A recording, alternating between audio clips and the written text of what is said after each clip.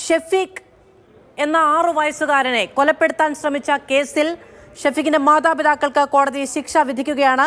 പ്രതികൾക്കെതിരെയുള്ളത് 323, 324, 326 വകുപ്പുകളാണ്. രണ്ടാം നമ്പർ അനീഷയ്ക്ക് 307 വകുപ്പും ഉണ്ടായിരുന്നു. അതിലേറ്റവും പ്രധാനപ്പെട്ട വാർത്ത വരികയാണ്.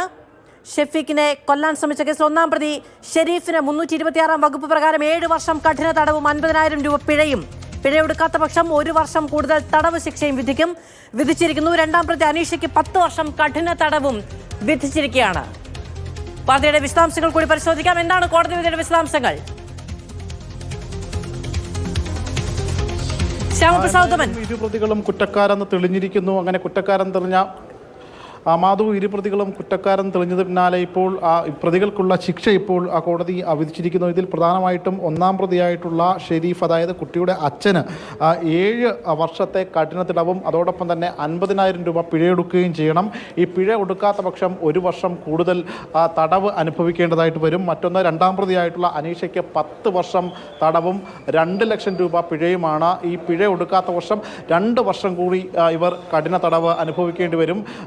ജുഡീഷ്യൽ കോടതിയാണ് ഇത് സംബന്ധിച്ച് ഇപ്പോൾ വിധി പ്രസ്താവിച്ചിരിക്കുന്നത്.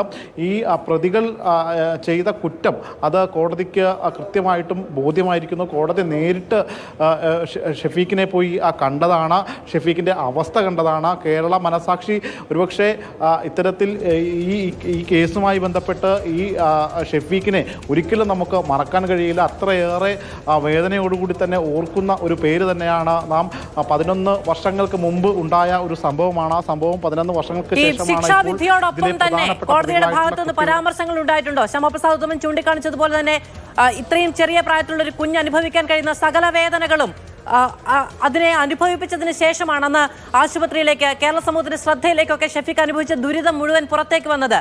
ജഡ്ജ് നേരിട്ട് പോയി ആശുപത്രിയിൽ പോയി ഇരയായ ഒരു മനുഷ്യനെ കണ്ട് ആ അവസ്ഥ തിരിച്ചറിഞ്ഞ് വിധി പറയുന്ന സാഹചര്യം പോലും ഉണ്ടാകുന്നത് അസാധാരണമാണ്. കോടതിയുടെ പരാമർശങ്ങൾ കൂടിയുണ്ടോ ശ്യാമപ്രസാദ്?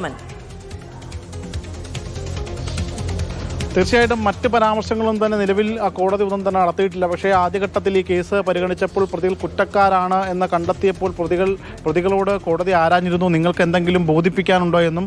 അപ്പോൾ ആ ഘട്ടത്തിൽ പ്രതികൾ പറഞ്ഞിരുന്ന ഒരു കാര്യമുണ്ട്, തങ്ങൾക്ക് മക്കളുണ്ട്, 5 മക്കളുണ്ട്, അവരുടെ കാര്യങ്ങളും മറ്റും പഠനവും അവരുടെ ചികിത്സയും കാര്യങ്ങളും ഒക്കെ നോക്കണമെന്നായിരുന്നു. പക്ഷേ അതിനെ പ്രോസിക്യൂഷൻ എതിർക്കുകയാണ് ചെയ്തത്. ഇവർ വിവിധ യത്തീംഖാനകളിലാണുള്ളത്, ഇവരുടെ കൂടെയല്ല.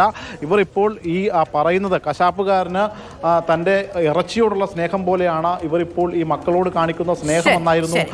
ഷെഫീഖ് വധശ്രമക്കേസിൽ ഒന്നാം പ്രതി ഷെരീഫിന് 7 വർഷം കഠിന തടവും 50,000 രൂപ പിഴയും വിധിച്ചിരിക്കുന്നു. രണ്ടാം പ്രതി അനീഷയ്ക്ക് 10 വർഷത്തെ കഠിന തടവിനും കോടതി ഉത്തരവായിരിക്കുന്നു. ശ്യാമപ്രസാദ് വിവരങ്ങൾ നൽകിയത്.